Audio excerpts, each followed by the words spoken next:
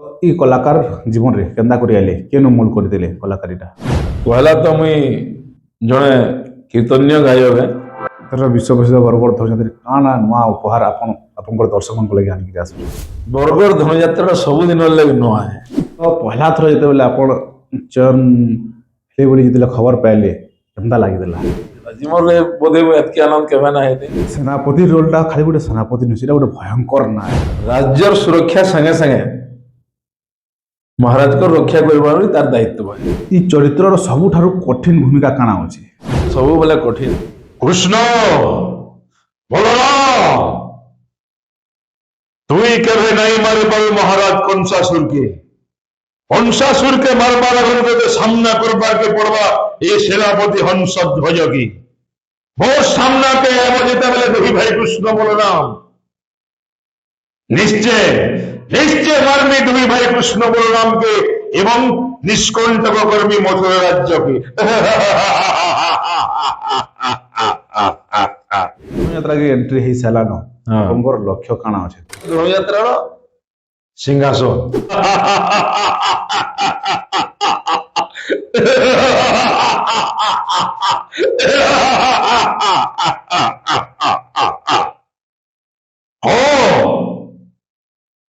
দ্বাপর যুগে মুইসে কনসেন যাহার নাকে শুনলেন কেটে কেটে অতি মহারথী নিজের অস্ত্র তলে পকাই করি পড়ে আসেন যুদ্ধক্ষেত্র ছাড়ি করি যাহার গুটে দুর্রান্থি কেটে কেটে বীর মানে মধ্য নিজের অস্ত্র ছাড়িকিরি পড়ে যাইছন ছত্র ভঙ্গ করি করি যাহার রক্ষা করুছন অঘা মতা সন্ধ্যা সকটা ধেনুকা পীড়া তাকে ফের মারবে এই ছোট ছোট ছোয়া দুইটা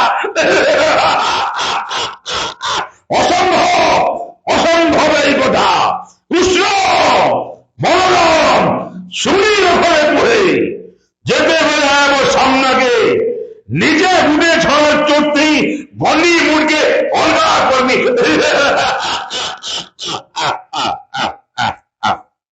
ସମ୍ବଲପୁରୀରେ ଚଲା ବେଲା ଧନୁଯାତ୍ରା ଆପଣ ଚଲେଇ ପାରିବେ চলে পারবি বলি তো নিজকে ভাবুছে। ଭାବୁଛି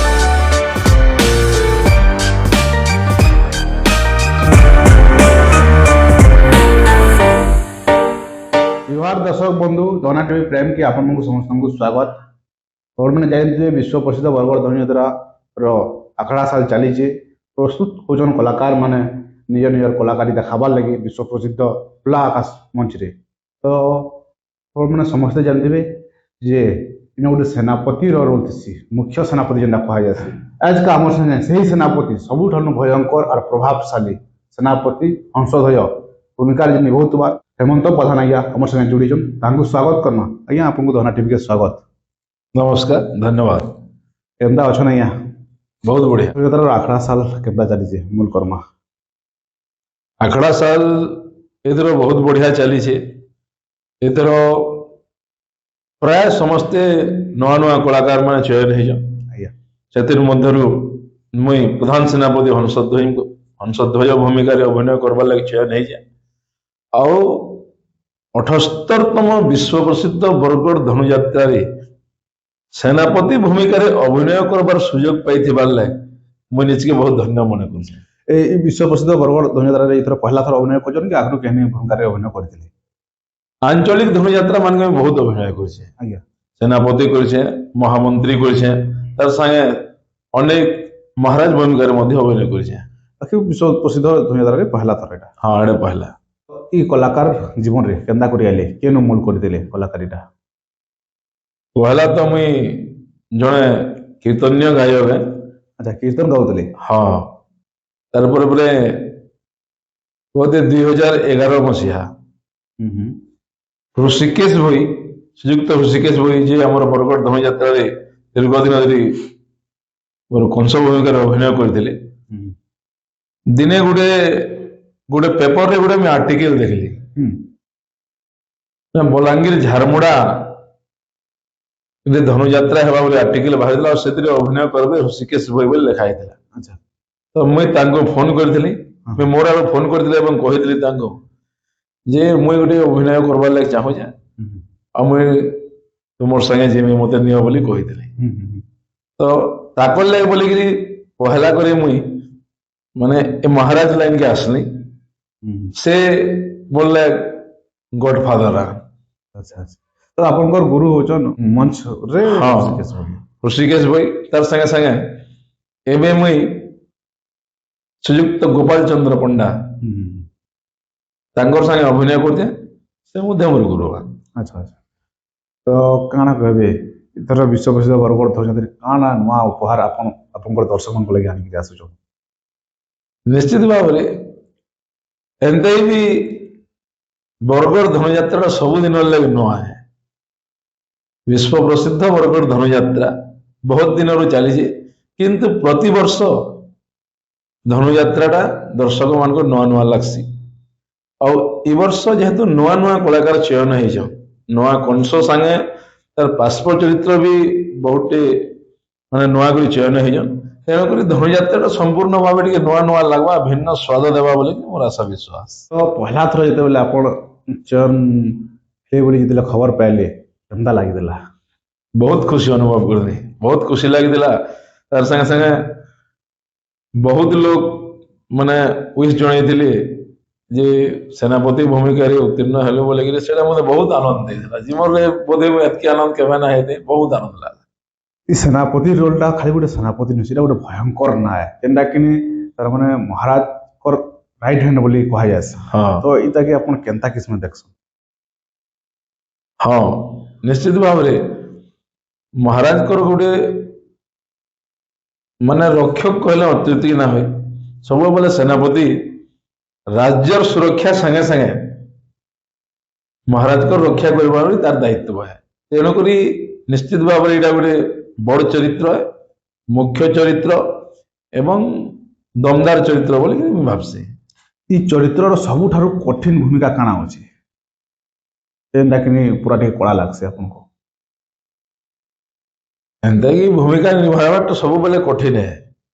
କାହିଁଲା ଯେ କି ଯେହେତୁ ମଧୁର ସୁରକ୍ଷା ଦାୟିତ୍ୱଟା ସେନାପତିରେ, ସେନାପତିର ହାତେ ଅଛି। ସେଥିର୍ଲାଗି ବୋଲି ସବୁବେଳେ କଠିନ ହେ। କେତେବେଳେ ବାହ୍ୟ ଶତ୍ରୁ ଆକ୍ରମଣ କରିବେ, କେତେବେଳେ କେମିତି ଯୁଦ୍ଧ ଯାତ୍ରା କରବାର ଅଛି।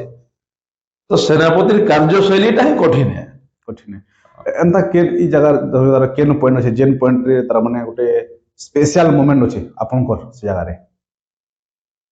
ସ୍ପେଶିଆଲ ମୋମେଣ୍ଟ ବୋଲେ ଆମର କୃଷ୍ଣ ବଳରାମ ଆସିଛନ୍, ଅକୁର ନେଇକିରି ଯାଇଛନ୍ ଗୋପୂର୍ଣ୍ଣ ମଥୁରାକେ, ଧନୁ ଭଗ୍ନ କରି ନେଇଛନ୍।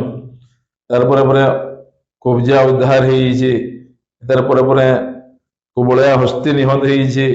ଏନ୍ତା କରି ସବୁ ସୈନ୍ୟ ସାମନ୍ତ ମାନେ ନିହତ ହେଇଯାଇଛନ୍। ସେତେବେଳେ ସେନାପତି ସବୁବେଳେ ଚେଷ୍ଟା କରିଛି ଯେ କଂସ କେନ୍ତା କରି ସୁରକ୍ଷା ପ୍ରଦାନ କରବା ଏବଂ କୃଷ୍ଣ ବଳରାମକେ ନିଜର ତାକତ ଦେଖାଇକି କେନ୍ତା କରି ମାରବା। ମାରବା ସେଟା ହଉଛି। ତ ଇକି ବେଲିକି ଯେତ୍କି ବେଲିକି ଆପଣଙ୍କର ପାସ୍କେ କୃଷ୍ଣ ଭଗବାନ ପଳେଇସନ୍, ହେତ୍କି ଡର ପଶୁଛେ ମନ ଭିତରେ କେତେବେଳେ ଟିକେ ମରବା ତ ମାନେ ଅଭିନୟ ଷ୍ଟାର୍ଟ କରବାର୍ନୁ ଯେତେବେଳେ ସେନାପତି ମରୁଛି ହେତ୍କି ବେଲେ ତ କେନ୍ ଜାଗାରେ ଡର ଟିକେ ହେଲେ ପଶୁଛି? ବିଲକୁଲ ନାହିଁ। ପୁରା ବିନ୍ଦାସରେ ପୁରା ସେନାପତି ଡରିଗଲେ ନା ହୁଏ, ଯେ ଡରିଯିବ ସେ ସେନାପତି ନା ହେଇପାରେ। ଆଚ୍ଛା ଆଚ୍ଛା। ତ ଯେତେବେଳେ ଆପଣ ଏଇ ପୋଷାକ ପିନ୍ଧସନ୍, ଯେତେବେଳେ ସେନାପତି ପୋଷାକ ପିନ୍ଧସନ୍, ଆପଣଙ୍କର ଚାଲିଚଲନ କଥାବାର୍ତ୍ତା କେତେ ବଦଲିସି? ପୁରା ଭାବେ ବଦଳି ଆସି। ସାଧାରଣ ଜୀବନ ଯାପନ ଶୈଳୀ ଆମର ଯେନ୍ଟା ସେଦିନ ପୁରା ଭାବେ ବଦଳି ଆସି। ଯେତେବେଳେ ଆମେ ମୁହଁରେ ରଙ୍ଗ ପାଉଡର ଲଗାସୁ ଏବଂ କଷ୍ଟ୍ୟୁମଟା ଯେତେବେଳେ ପିନ୍ଧସୁଁ, ଯେନ୍ କଷ୍ଟ୍ୟୁମଟା ପିନ୍ଧସୁଁ ଆମେ ନିଜକେ ସବୁବେଳେ ସେଇଟା ବୋଲିକିରି ଭାବସୁ। ସେ ଚରିତ୍ର ଭିତରେ ହଜିଲେ ଯେ ଜଣେ ଗୋଟେ ଭଲ କଳାକାର ହେଇପାରବା ବୋଲି ମୋର ଆଶା ବିଶ୍ୱାସ। ଯେତେବେଳେ ଏଇ ଚରିତ୍ର ଆପଣ ନିଭଉଛନ୍ ସେତେବେଳେ ସବୁଠୁ ଗୋଟେ ଭୟଙ୍କର ସିନ୍ଟା କାଣା ଅଛି? ଭୟଙ୍କର ସିନ୍ ବୋଲେ କୃଷ୍ଣ ବଳରାମ ସାଙ୍ଗେ ଯେ ଯୁଦ୍ଧଟା ହେଇଛି ସେଟା ଭୟଙ୍କର ସିନ୍। ଗୋଟେ ସଂଳାପ ହିସାବରେ ଗୋଟେ ଜିମା ନିଶ୍ଚିତ ଭାବରେ কৃষ্ণ বলরাম, তুই কেবে নাই মারে পারো মহারাজ কংসাসুরকে। কংসাসুরকে মারবার আগে তোকে সামনা করবাকে পড়বা এ সেনাপতি হংসধ্বজকে। ওর সামনাকে আমার যেতে বলে দেখি ভাই কৃষ্ণ বলরাম, নিশ্চয় নিশ্চয় মারবি তুমি ভাই কৃষ্ণ বলরামকে এবং নিষ্কণ্টক কর্মী মথুরা রাজ্যকে।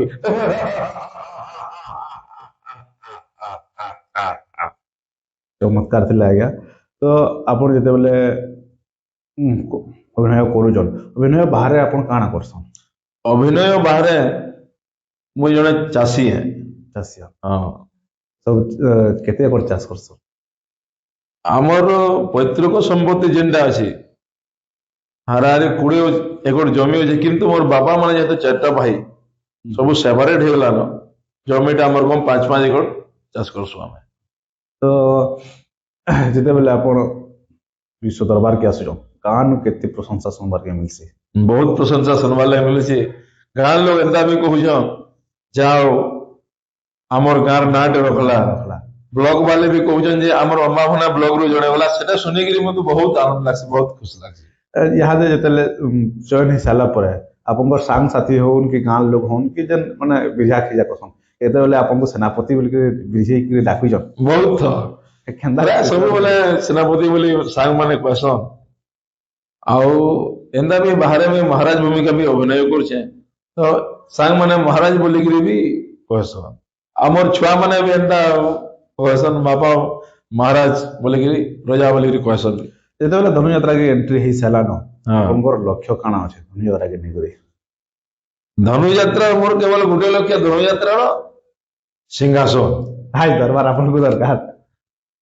ଧନ୍ୟବାଦ। ସେଥିଲାଗି ନିଶ୍ଚିତ ଭାବରେ ମୁଇଁ ଏ ସିଂହାସନକେ ହାସଲ କରବାର୍ ଲାଗି ଯେନ୍ଟା ବି ଦରକାର, ସଂଲାପ ହେଲା କିମ୍ବା ଫିଜିକାଲ ଫିଟନେସ ହେଲା, ଅଙ୍ଗଭଙ୍ଗୀ ହେଲା, ଅଙ୍ଗଭଙ୍ଗୀ ହେଲା, ଷ୍ଟାମିନା ହେଲା, ଆଉ the most essential part of drama ଯେନ୍ଟା କହିସନ୍ ଭଏସ, ଭଏସ ଦମଦାର ହବାର କଥା, ଏ ସବୁ ଉପରେ ଆମେ ମେହନତ କରବି। ତ ଆପଣ କେତେ ପ୍ରସ୍ତୁତ ହେଇଛନ୍? ଯଦି ଆପଣଙ୍କୁ କୁହାଗଲା କି ଆପଣ ମହାରାଜ ହେଇଛନ୍ ବୋଲିକି କାଣା କରିପାରିବେ? ନିଶ୍ଚିତ ଭାବେ ଗୋଟେ ହେଇଯାଉ ମହାରାଜର।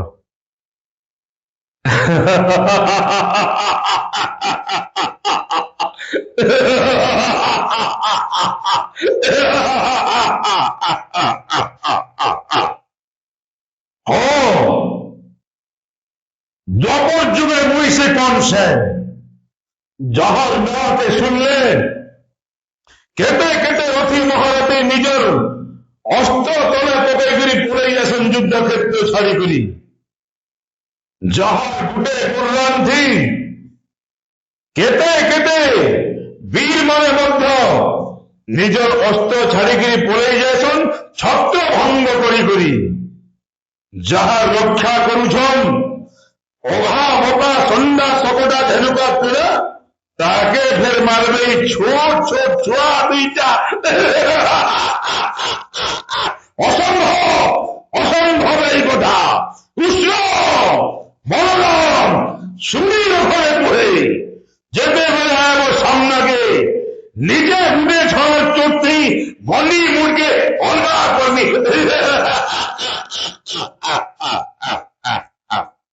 ବହୁତ ବଢିଆ ଥିଲା ଆଜ୍ଞା।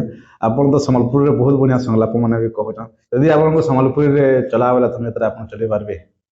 ଚଲେଇ ପାରବି ବୋଲି ତ ନିଜକେ ଭାବୁଛେ। ଭାବୁଛନ୍ ନାଇଁ? ତ ଆପଣଙ୍କର ଏଥର ଯେତେବେଳେ ସେନାପତି ଭୂମିକାରେ ଅଛନ୍, ତ ସେନାପତିର ବି ସମ୍ବଲପୁରୀ ସଂଳାପ କିଛି ରଖିଛନ୍ ଏଥର ଲାଗି କେନ୍ତା? ହଁ, ଯେତେବେଳେ ପହଲା ତ ନିଜେ ଷ୍ଟାର୍ଟ କରିନା ହୁଏ, ଯେତେବେଳେ କହିବେ ରାଜା ଆମର ସେନାପତିରେ ଷ୍ଟାର୍ଟ ମାନେ ସମ୍ବଲପୁରୀରେ ଷ୍ଟାର୍ଟ କରିବେ, ସବେ ସମ୍ବଲପୁରୀରେ କହିବେ, ମତେ ବି ସମ୍ବଲପୁରୀ ଡେଫିନେଟଲି କହିବାର ଲାଗେ। ପଡବା। ଆପଣ କହୁଥିଲେ ଆପଣ କୀର୍ତ୍ତନ ବି ଗାସନ୍ ବୋଲି। ହଁ, କୀର୍ତ୍ତନ କେଭରୁ ମୂଲ କରିଛନ୍?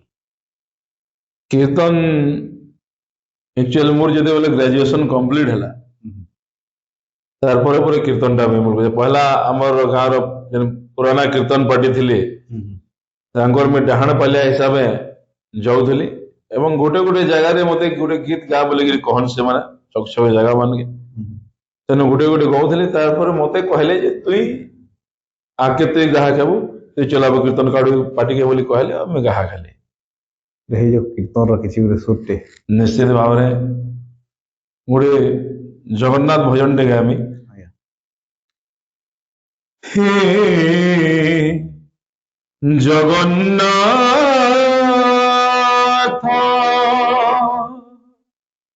হে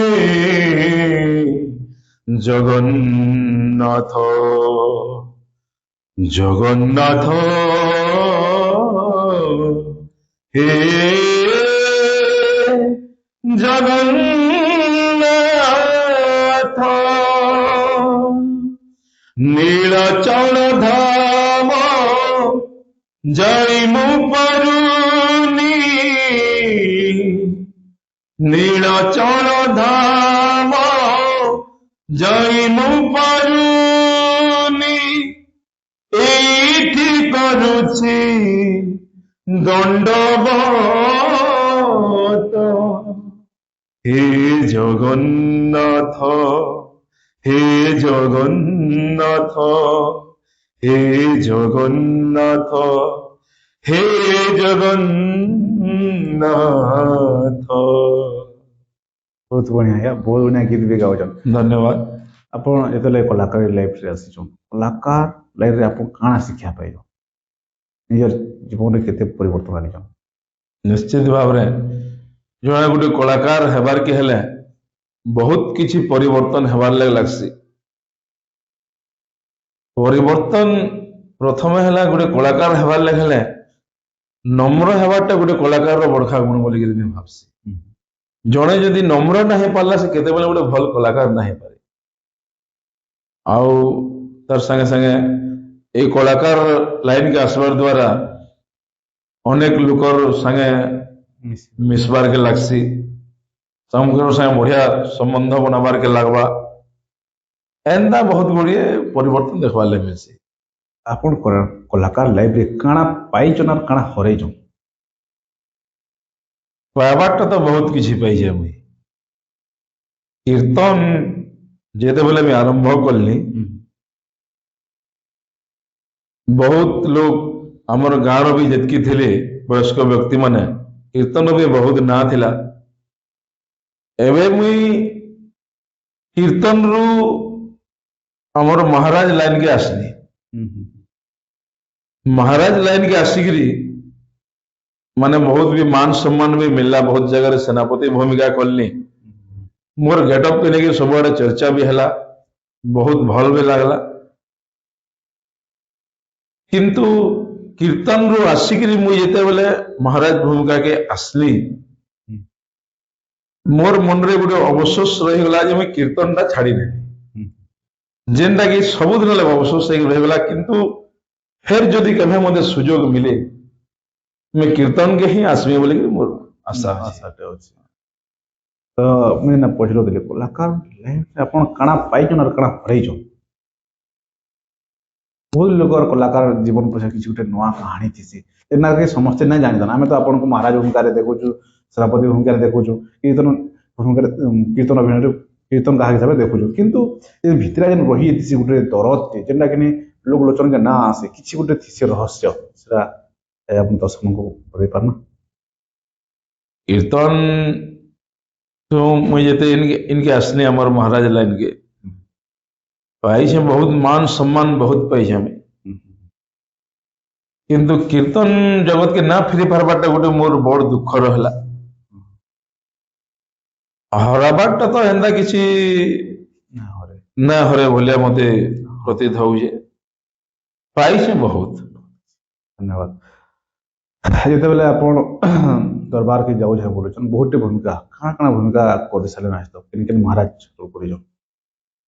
ଆମର ସେନାପତି ଭୂମିକା କରିଛେ, ମହାମନ୍ତ୍ରୀ କରିଛେ, ମହାରାଜ କରିଛେ। କେନ୍ କେନ୍ ମହାରାଜ କରିଛନ୍?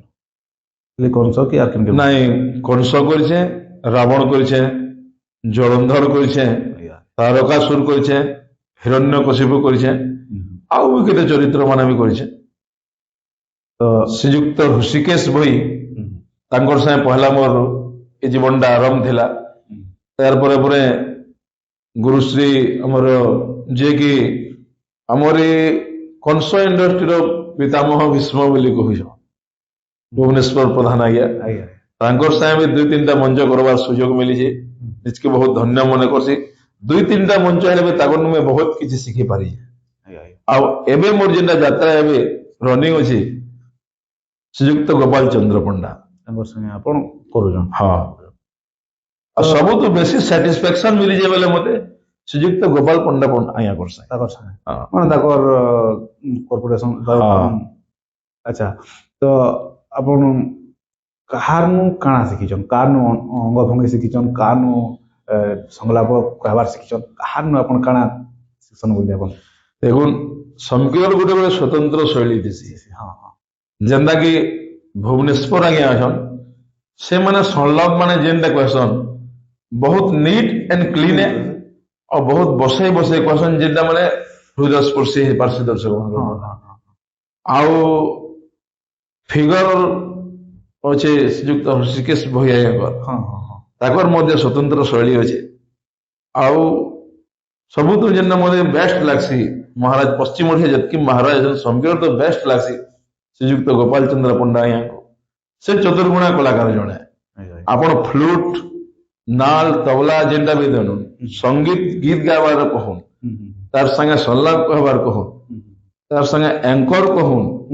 ରୋଲ କହୁନ୍ 16 ଗଣାରେ ପରିପୂର୍ଣ୍ଣ ସେ ଆଜ୍ଞା ଆଜ୍ଞା ନିଶ୍ଚିତ ଭାବେ ସେ ଆସିଥିଲେ ଆମ ଷ୍ଟୁଡ଼ିଓକୁ ଆମେ ତାଙ୍କର ପଡକାଷ୍ଟ ନିଶ୍ଚୟ ଜାଣିଥିଲୁ ତାଙ୍କର ସାଙ୍ଗେ କଥାବାର୍ତ୍ତା ହେଇକି ବହୁତ ଭଲ ଲାଗଲା ଆପଣ ରାବଣ ଭୂମିକା ବି କରିଛ ବୋଲି କହୁଛନ୍ ହଁ ତ ରାବଣର ଗୋଟେ ସମ୍ବଲପୁରୀ ସଂଳାପଟେ କାଣା ଗୋଟେ କହିବେ ନିଶ୍ଚିତ ଭାବେ মোর নাই রাবণ যাহার বুয়ায় বিশ্রবারুষী সূর্পনেখার নাক কানকে ছেড়ে দিয়েছে সে লক্ষ্মণ এথির নামি চরম প্রতিশোধ মুই টকাইছে মারিচকে পঠামি পঞ্চবটিকে সোনার মৃগুণী রূপে ধারণ করে গিরি ଯିବା মারিচ দেখি কই সীতা কহেবা রামকে ये সোনার মৃগর ছাল মরলে গানি নিও বলি সেতকি বেলে মৃগ ଯିବା জঙ্গল ভিতরকে মৃগর পছে পছে ধাই ধাই ଯିବା শ্রীরাম সেতকি বেলে মুই বামন বেশ ধরি করি জিমি সীতার পাককে ভিক্ষা দেবার ছলে সীতাকে উঠেই আনবি মোর পুষ্পক বিমান থি আনি করি রখমি মোর লঙ্কাপুর থি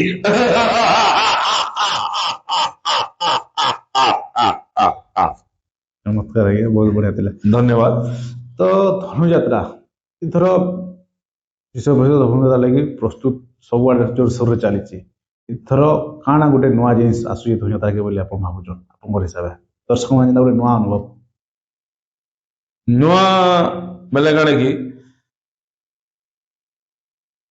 ନୂଆ ତ ସବୁବେଳେ ଧନୁଯାତ୍ରା ଯେହେତୁ ପ୍ରତି ବର୍ଷ ଯେ ସବୁ ବର୍ଷ ମୀନା ବଜାର ବି ଏମିତି ନୂଆ ନୂଆ ଜିନିଷ ଆସୁଛି କିନ୍ତୁ ଏ ବର୍ଷ ଯେ ନୂଆ କଳାକାର ମାନେ ଚୟନ ହେଇଛନ୍ ମତେ ଏଇଟା ସବୁ ନୂଆ ସ୍ୱାଦ ଦେବା ବୋଲିକିରି ଦର୍ଶକ ମାନଙ୍କୁ ଗୋଟେ ନୂଆ ଟୁଇଷ୍ଟ ଗୋଟେ ନୂଆ ଟେଷ୍ଟ ହେବା ବୋଲି ଆଶା ଲାଗୁଛି ଧନୁଯାତ୍ରାନୁ ଲୋକ କାଣା ଶିକ୍ଷା ପାଇବାର କଥା ଧନୁଯାତ୍ରାନୁ ଶିଖବାର ଲାଗି ବହୁତ ଜିନିଷ ଅଛେ ବହୁତଟେ ଶିଖବାର ଜିନିଷ ଅଛି ଯେନ୍ତାକି ଆମର ଧନୁଯାତ୍ରାର ମୁଖ୍ୟ ଶିକ୍ଷା ହେଲା ଜନ ସମାଜ କି ମାନେ ସବୁବେଳେ ଅଧର୍ମର ବିନାଶ ହେସି ଧର୍ମର ଜୟ ହେସି ତାର ସାଙ୍ଗେ ସାଙ୍ଗେ ଆଉ କିଛି ବହୁତ ଜିନିଷ ଶିଖବାର ଧନୁଯାତ୍ରା ଯେହେତୁ ଆମର ଭାଷା ଏବଂ ସଂସ୍କୃତିକୁ ନେଇକି ଧନୁଯାତ୍ରା ହଉଛି ଧନୁଯାତ୍ରା ଦେଖିଲେ ଆମର ଯେନ୍ ଅମିତ୍ରାକ୍ଷରୀ ଛନ୍ଦ ଆମର ସଂଳାପ ମାନେ ଅଛି ଦେଖିଲେ ସେଟା ଭାଷା ପ୍ରତି ରୁଚି ଆସବା ସେଠି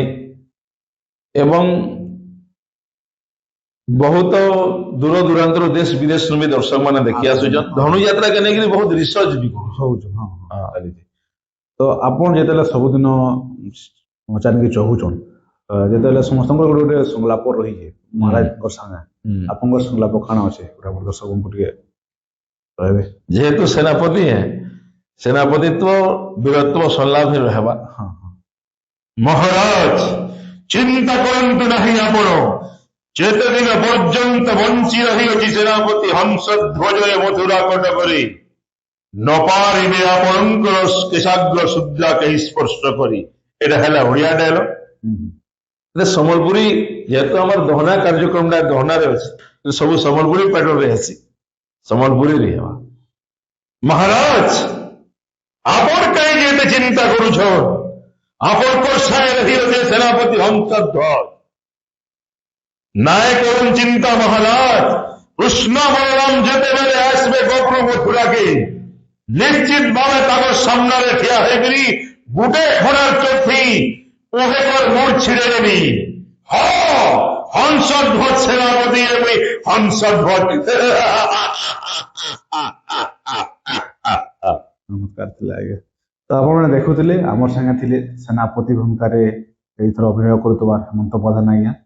ଏଥର ନୂଆ ନୂଆ ଚେହେରା, ନୂଆ ଜିନିଷ ଧନୁଯାତ୍ରା ଏଥର ଗୋଟେ ନୂଆ ଆକାରରେ ଆସୁଛି। ଆପଣମାନେ ବି ଚେଷ୍ଟା କରୁନ୍ ଯେ ଯେନୁ ଅଛନ୍ ବରଗଡ଼ ଧନୁଯାତ୍ରାକେ ଦିନ ହେଲେ ଦେଖବା ଲାଗି, ପହଞ୍ଚିବା ଲାଗି ଗୋଟେ ଦିନ ହେଲେ ଆସିକରି ଦେଖୁନ୍। ଆଉ ଆଜିର କାର୍ଯ୍ୟକ୍ରମ କେନ୍ତା ଲାଗଲା, ଆମର ହେମନ୍ତ ଆଜ୍ଞାଙ୍କର ସଂଳାପ କେନ୍ତା ଲାଗଲା, ସବୁକେ ଆପଣ କମେଣ୍ଟ ମାଧ୍ୟମରେ ଟିକେ ନିଶ୍ଚିତ ଭାବେ ଜଣାବେ। ଆଉ କାଣା ଯଦି ଡେଭଲପ୍ କରିହେବା ସେ ଉପରେ ବି ଆପଣଙ୍କର ମତ ରଖିବେ। ଆଜି ଲାଗି ଏତିକି, ରହୁଛୁ, ଜୁହାର। जदि आपण मानकु आमर वीडियो भल लागला बेले आमर चैनल के लाइक शेयर सब्सक्राइब करबार नहीं भूलबे।